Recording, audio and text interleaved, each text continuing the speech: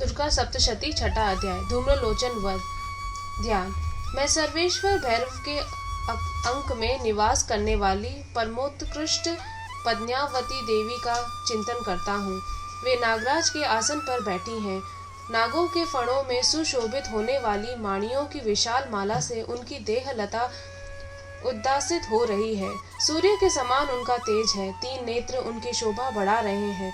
वे हाथों में माला, कुंभ, कपाल और कमल लिए हुए हैं तथा उनके मस्तक में अर्धचंद्र का मुकुट सुशोभित है। ऋषि कहते हैं, देवी का यह कथन सुनकर दूत को बड़ा अमर्ष हुआ और उसने दैत्य राज के पास जाकर सब समाचार विस्तार पूर्वक कह सुनाया।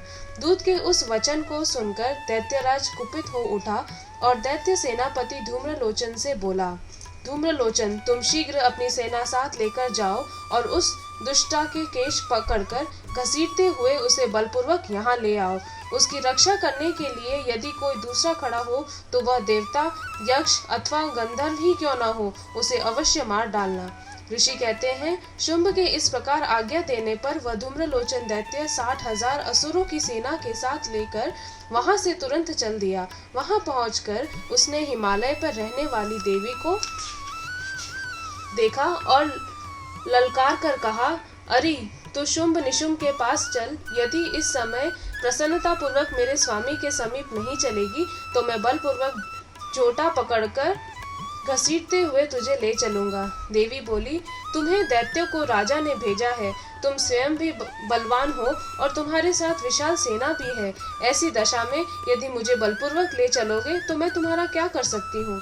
ऋषि कहते हैं, देवी के यूं कहने पर असुर धूम्रलोचन उनकी ओर दौड़ा। तब अंबिका ने हूँ शब्द के उच्चारण मात्र से उसे भस्म कर दिया। फिर तो क्रोध में भरी हुई दैत्यों की विशाल सेना और अंबिका ने एक दूसरे पर तीखे सायों के शक्तियों तथा फरसों की वर्षा आरंभ की। इतने में ही देवी का वाहन सिंह क्रोध में भरकर भयंकर गर्जना करके गर्दन के बालों को हिलाता हुआ असुरों की सेना में कूद पड़ा। उसने कुछ दैत्यों को पंजों की मार से, कितनों को अपने जबड़ों से और कितने ही महादैत्यों को पटक कर ओट की दाढ़ों से घायल करके मार डाला। उस सिंह ने अपने नखों से कितनों के पेट फाड़ डाले और थप्पड़ मारकर कितनों के सिर धड़ से अलग कर दिए।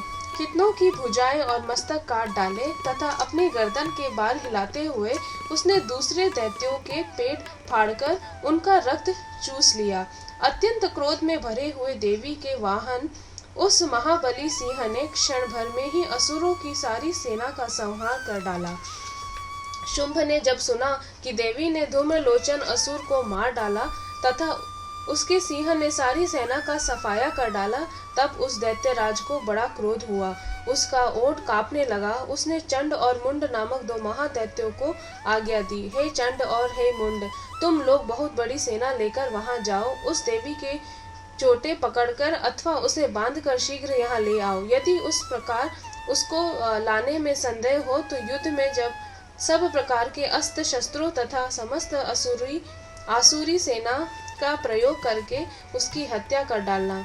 उस दुष्टा की हत्या होने तथा सिंह के भी मारे जाने पर उस अंबिका को बांधकर साथ ले शीघ्र ही लौट आना।